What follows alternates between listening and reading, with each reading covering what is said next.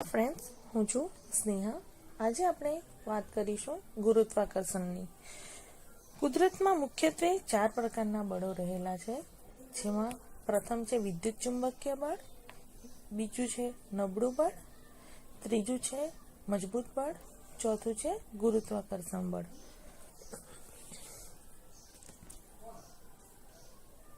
મિત્રો, તમને એવો પ્રશ્ન થતો હશે કે ગુરુત્વાકર્ષણની ઉત્પત્તિ કેવી રીતે થઈ હશે?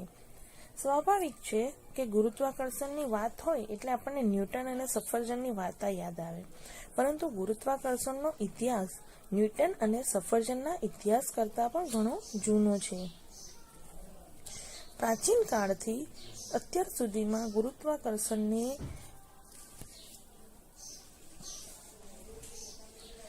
લગતી અનેક ધારણાઓનો સમાવેશ થાય છે, અનેક શોધોનો સમાવેશ થયો છે.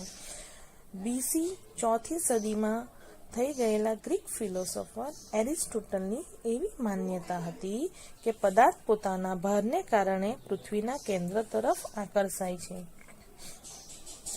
ત્યારબાદ બીસી 1st સદીમાં થઈ ગયેલું વિટ્રુવિયસ, કે જે માનતા હતા કે પદાર્થ પોતાની વિશિષ્ટ ઘનતાને લીધે નીચે પડે છે.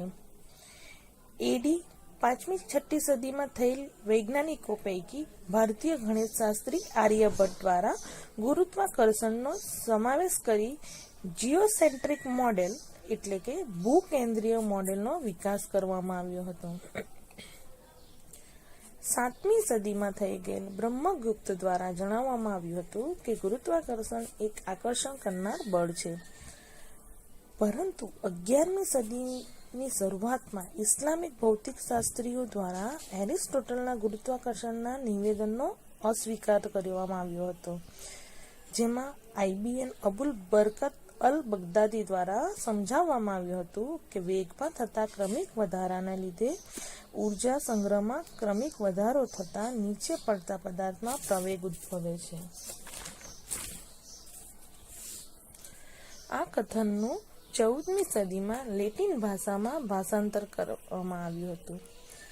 જો તેના કારણે જીન બાર્ડન અને એક્સોનીનો આલ્બર્ટ પ્રભાવિત થયા હતા. અહીં સેક્સોની એ એક સ્થળનું નામ છે.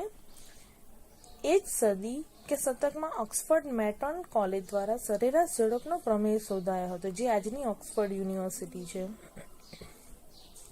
ત્યારબાદ 17મી સદીમાં ગેલિલિયો ગેલિલીએ શોધ્યું હતું કે નીચે પડતા બધા જ પદાર્થો એક સરખો પ્રવેગ મેળવવા પ્રયત્ન કરે છે. તેમણે 1632માં સાપેક્ષવાદનો મૂળભૂત સિદ્ધાંત પણ આપ્યો હતો.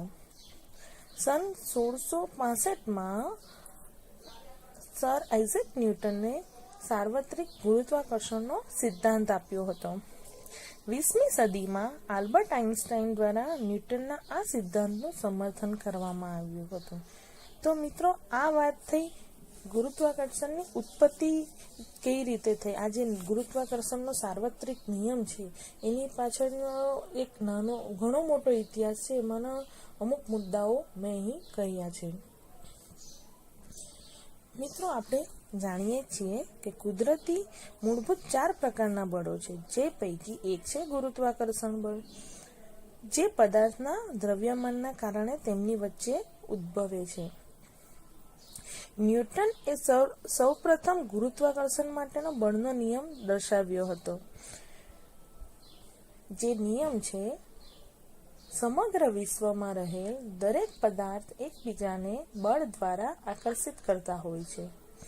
આ બળ પદાર્થના દ્રવ્યના સમપ્રમાણમાં અને તેમની વચ્ચેના અંતરના વ્યસ્ત પ્રમાણમાં હોય છે, અને બળની દિશા એ આપેલ પદાર્થોને જોડતી રેખાની લંબાઈના સમપ્રમાણમાં હોય છે.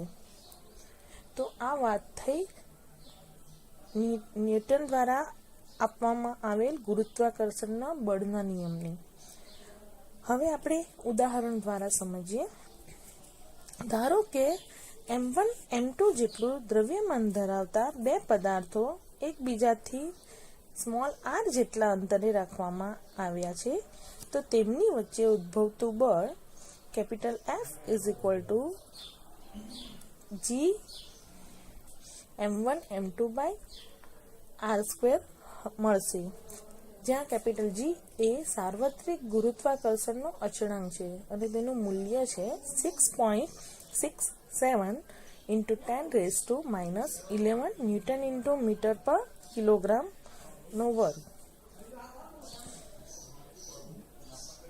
કેપિટલ જી એ સાર્વત્રિક અચળાંક છે. સમગ્ર વિશ્વમાં કોઈ પણ સ્થાને કોઈ પણ પદાર્થો માટે તેનું મૂલ્ય સરખું મળે છે. ધારો કે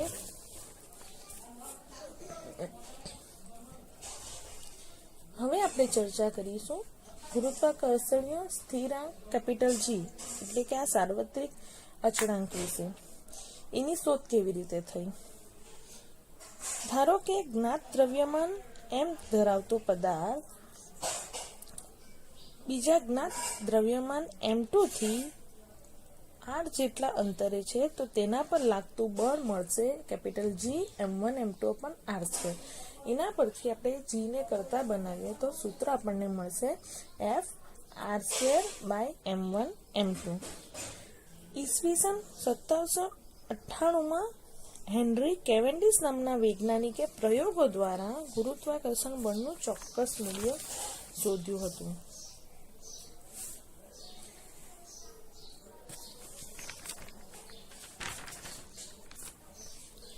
આ પ્રયોગમાં સીસુ એટલે કે લેડ ધાતુના બનેલા 2 નાના દડાઓ અને 2 મોટા દડાઓનો ઉપયોગ કરવામાં આવ્યો હતો.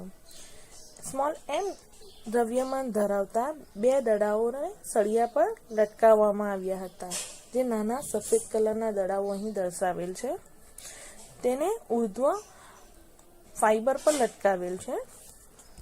હવે કેપિટલ M દ્રવ્યમાન ધરાવતા સીસાના 2 દડાઓ જે અહીં કોફી કલરથી દર્શાવવામાં આવ્યા છે, જે ડમ્બેલ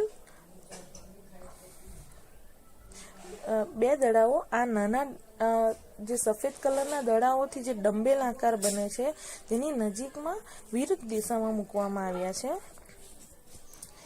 જ્યારે મોટા દડા કેપિટલ A સ્થિતિમાં હોય ત્યારે ગુરુત્વાકર્ષણના નિયમ પ્રમાણે નાના દ્રવ્યમાનને આકર્ષિત કરે છે. આથી નાના દળવાળા ડમ્બેલ પર ટોર્ક લાગે છે. આથી તે એન્ટી ક્લોકવાઇઝ દિશામાં ફરશે.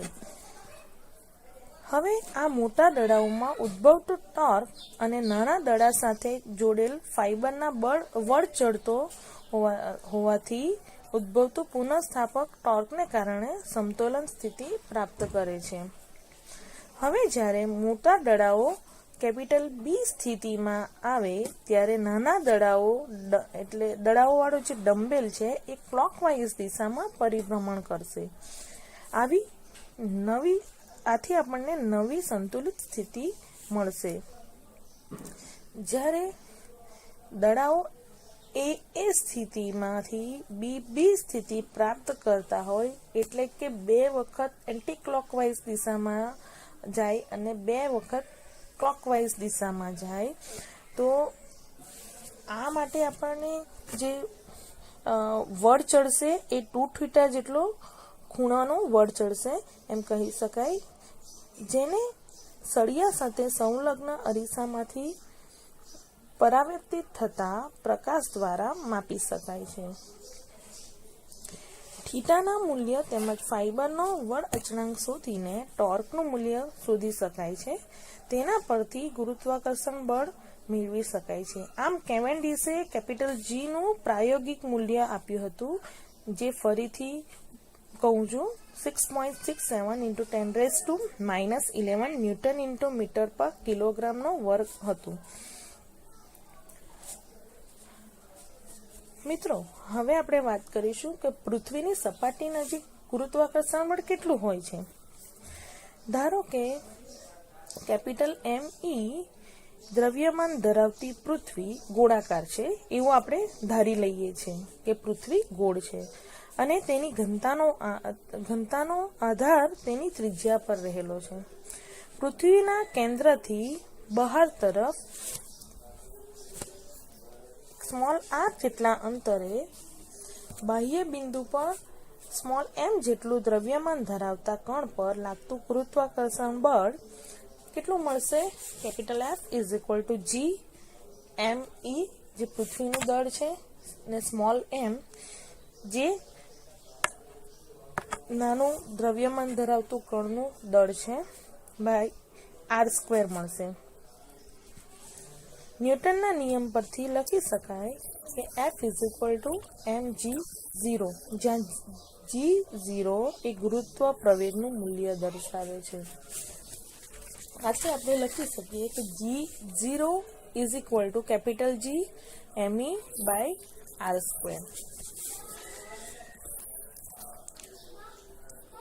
આપેલ ટેબલ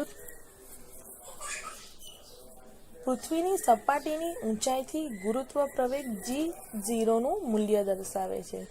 જેમ જેમ પૃથ્વીની સપાટીથી ઊંચાઈ તરફ આપણે આગળ વધીએ તેમ ગુરુત્વ પ્રવેગનું મૂલ્ય બદલાય છે. ઉદાહરણ તરીકે પૃથ્વીની સપાટી પર જીનું મૂલ્ય 9.8 આશરે 9.883 જેટલું હોય છે. એનાથી થોડુંક ઊંચાઈ પર જોઈશું, એટલે કે 10 કિલોમીટર પર કે જ્યાં હવાનો ભાગ છે ત્યાં 9.8 હશે. એનાથી વધારે વાતાવરણના એકદમ ઉચ્ચ સ્તરમાં, એટલે કે 100 કિલોમીટરની ઊંચાઈએ 9.53 જેટલું હશે. જે અવકાશયાનની કક્ષા હોય છે કે જેની ઊંચાઈ આશરે 400 કિલોમીટર હોય છે, તો ત્યાં ગુરુત્વ પ્રવેગનું મૂલ્ય મળશે 8.7. જે સેટેલાઇટ એટલે કે ઉપગ્રહની કક્ષા છે કે જેની ઊંચાઈ પૃથ્વીથી આશરે 35,700 કિલોમીટર છે, તો ત્યાં ગુરુત્વ પ્રવેગનું મૂલ્ય મળશે 0.225. ચંદ્રની કક્ષામાં આપણે અહીંની વાત કરીએ તો આપણી પૃથ્વીની સપાટીથી ઊંચાઈ લગભગ 3,80,000 કિલોમીટર જેટલી છે, તો તેનું ગુરુત્વ પ્રવેગનું મૂલ્ય મળશે 0.0027. હવે મિત્રો આપણે વાત કરીશું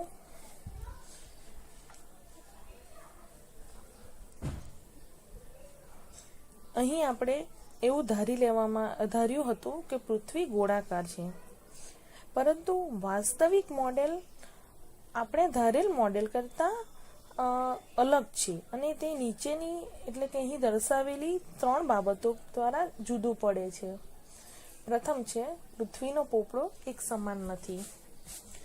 પૃથ્વીના પોપડાની જાડાઈ અથવા તો મિશ્રણ એક સમાન ન હોવાથી પૃથ્વીની સપાટી પર બધી જ જગ્યાએ સ્થાનિક ઘનતામાં ફેરફાર થતા જોવા મળે છે.